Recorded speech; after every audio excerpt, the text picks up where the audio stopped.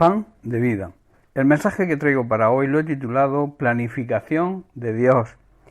Hermanos, ante nuestra disposición, ante nuestra respuesta, Dios planifica nuestro llamado. Si no hay respuesta, aunque se tenga el llamado, Dios no planifica. Es lo que le ocurrió a Saulo en su llamado. Posteriormente Pablo, el gran apóstol, escritor de media Biblia, que era perseguidor empedernido de los cristianos. En Hechos capítulo 22 vamos a leer los versículos donde él mismo relata su conversión, su transformación, su cambio radical. Él mismo lo cuenta de esta manera. Dice así: cuando iba de camino, ya cerca de Damasco, como al mediodía, de repente una intensa luz del cielo brilló alrededor de mí. Caí al suelo y oí una voz que me decía: Saulo, Saulo, ¿por qué me persigues? ¿Quién eres, Señor?, pregunté, y la voz contestó: yo soy Jesús de Nazaret, a quien tú persigues.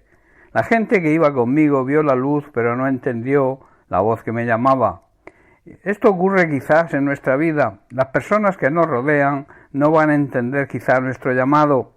Entonces yo pregunté, dice el verso 10, ¿qué debo hacer, Señor?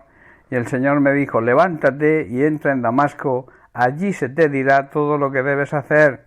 O sea, allí tengo yo un plan, planificaré tu ministerio, tengo a gente preparada para hacértelo saber. A partir de la pronta respuesta y sin condiciones de Saulo, se produce un cambio total en su vida. Deja de ser Saulo, que significa aquel que ha sido pedido, que ha sido escogido, que ha sido llamado por Dios, y se convierte en Pablo, que significa pequeño, hombre de humildad, hombre humilde. Saulo, hermanos, era un hombre erudito, se ha instruido, famoso, con grandes estudios, con una buena posición, tanto económica como social. Era también de una buena familia. Estos eran quizá motivos para sentirse envanecido y orgulloso. De ahí el cambio que tuvo que sufrir su nombre. Para ser utilizado, hermanos, por Dios, es necesaria la humildad. Hagamos algunas consideraciones sobre este pasaje.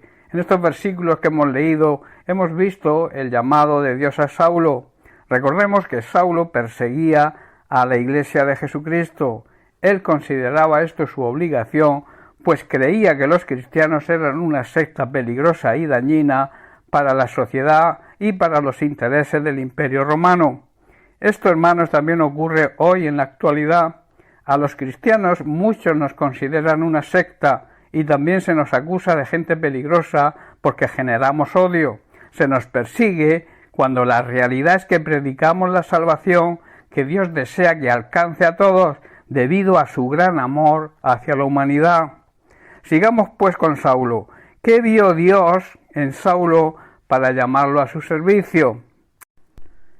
Seguramente lo que Dios vio en Saulo fue su fidelidad en lo que creía. Saulo estaba en un error, pero era un hombre de principios y fiel a sus creencias. Era lo que se suele decir una persona íntegra. Dios, hermanos, siempre llama a hombres y mujeres que viven en integridad, que puedan estar en un error, pero se sabe que después de tener un encuentro personal con Cristo, se recibe una nueva manera de pensar, hay una transformación, hay un cambio total al conocer la verdad. Recordemos que Cristo es la verdad. De ahí que cuando Saulo tuvo ese encuentro personal con Jesús, cayó de su montura.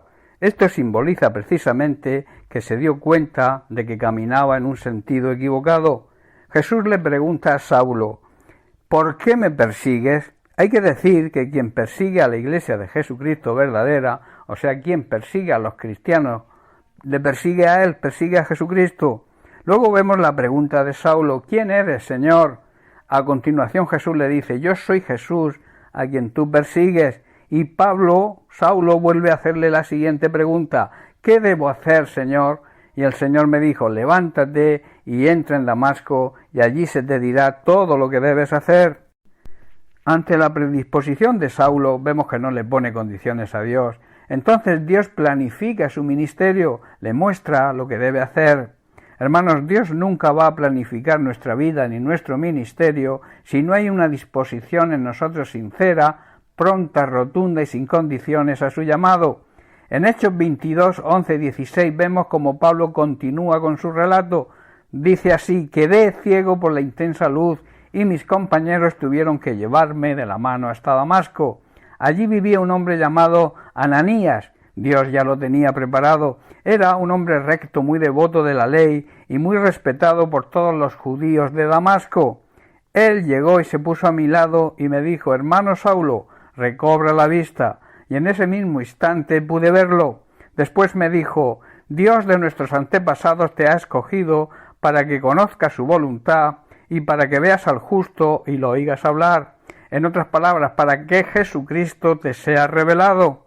Pues tú serás su testigo, o sea, darás testimonio de él, predicarás de él, les contarás a todos lo que has visto y oído, esa revelación que has recibido.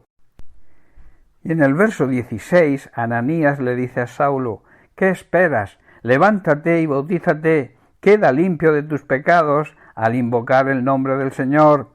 Hermanos, cuando Pablo recuperó la vista física, también recuperó la vista espiritual, recibió discernimiento espiritual.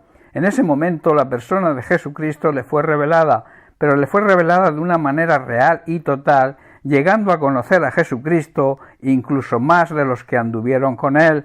Recordemos que Saulo no fue contemporáneo de Jesucristo, él nació entre 5 y 10 años después de Cristo.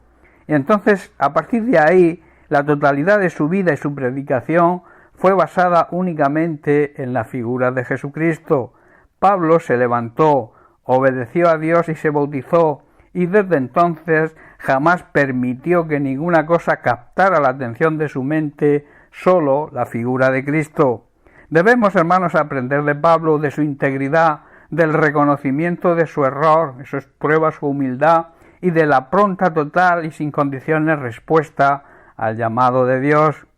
Nunca debemos permitir que nada ni nadie nos desvíe del propósito de Dios al llamarnos, y que sepamos discernir a Jesucristo, que Jesucristo sea revelado a nosotros de la misma manera que a Pablo.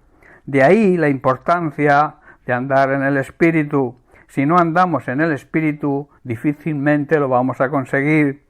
Recuerda, Dios planifica nuestra vida si nosotros somos personas de integridad y estamos dispuestos a servirles sin compromiso y sin condiciones. Bien, pues hasta aquí el mensaje de hoy. Bendiciones para todos, un abrazo.